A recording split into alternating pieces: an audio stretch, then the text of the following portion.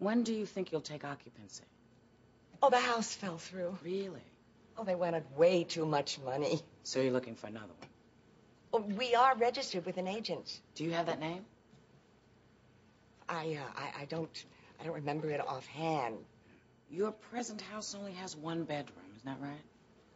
Yes. So where does Heather sleep? Frank sleeps on the couch and Heather bunks in with me. Every night? What's wrong with that? Well, but do you think that that's better than the room she has at Janine's? I think anything is better for my granddaughter than Janine's house. Now, you said your granddaughter. That means Heather's not your daughter? What do you mean? Well, did you give birth to Heather? Well, of course I didn't have... Well, that's ridiculous. Well, maybe you can clear something up for me. I have a document here. A birth certificate for Heather Janine Nielsen Cataldi. Do you recognize it?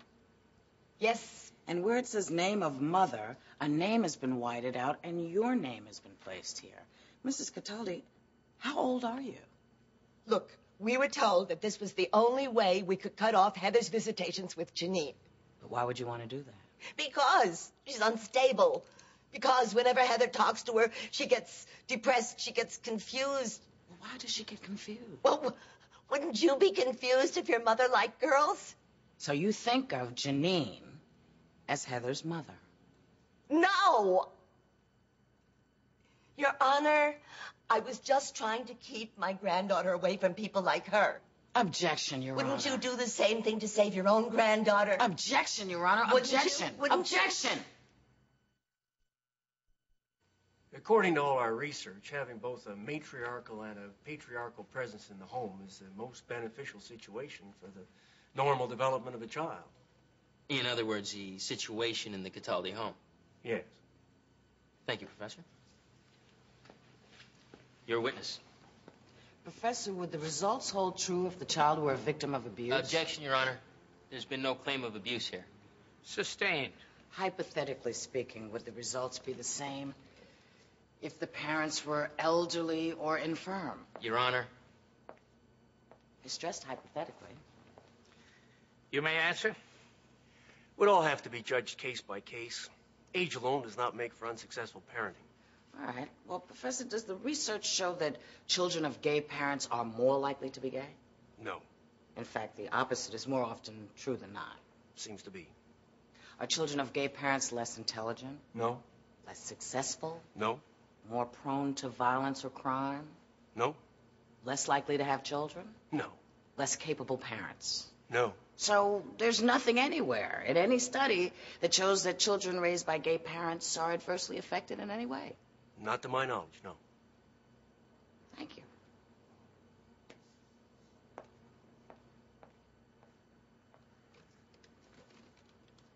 Janine suffered a nervous collapse brought on by exhaustion and profound depression.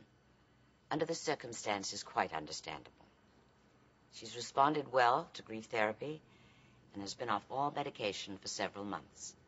I see no indication of any reoccurrence, and I would say that she is as emotionally sound as anyone I know. She's stressed, but quite capable. Your Honor, I'd like to call Melissa Nielsen.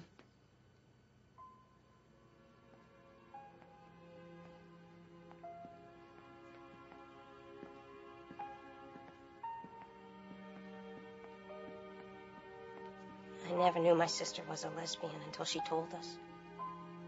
She's always been respectful and caring. My parents cannot accept who she is, and they've made it impossible for her to be with us. She once told me that Mr. and Mrs. Cataldi were far more loving and accepting than Mom and Dad, that they were her family. She loved them. I don't know what she could have done that they would take her child.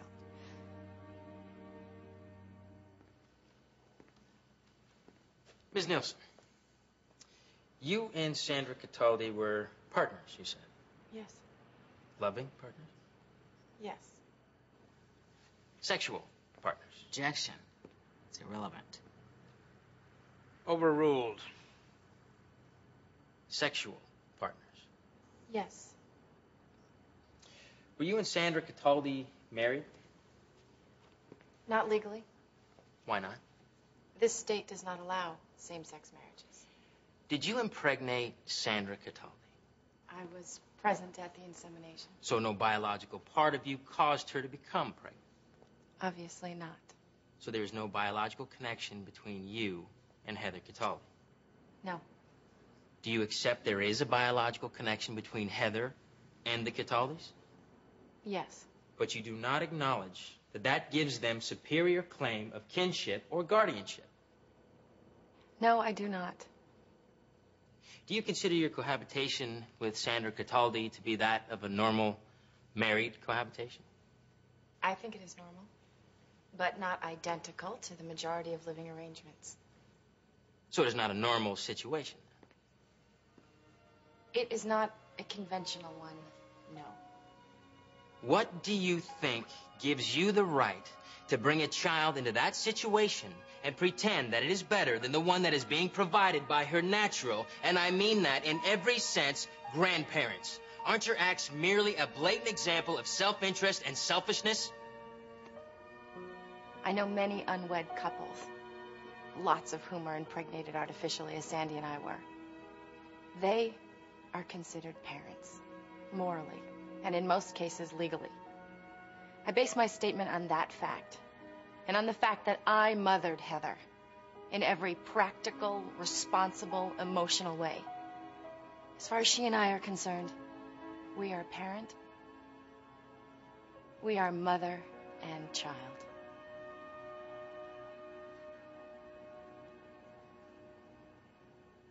Did Sandra Cataldi have a will, Miss Nelson? No, she did not. Why not? Probably because I didn't encourage her to. I thought it would be detrimental in fighting her disease. Well, that's very convenient. What makes you so sure that Sandra Cataldi even wanted you to have this child? Your Honor, if I may, I'd like to propose that that question might best be answered by introducing item E into evidence.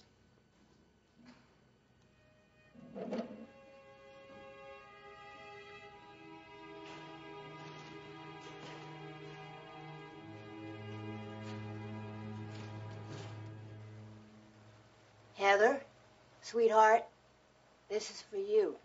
And I hope that you never have to see this. But just in case, I want you to have something from me other than the life that I gave you. And I want you to know that Janine and I wanted you so much. And you were more than we ever could have dreamed for. My precious little girl. I'm sorry about not supplying you with a father, but I hope that someday you'll understand that that's not part of who I am. And I am leaving you with a wonderful person to love. We've been together from the moment that you were conceived, and we will always be together. So, love Neen as she loves you, and respect her, and make her proud of you. I leave your future happiness in her hands. And forgive me, my little one, if I have to leave you. But know that no matter where you are, I will always be with you and love you forever and ever and ever.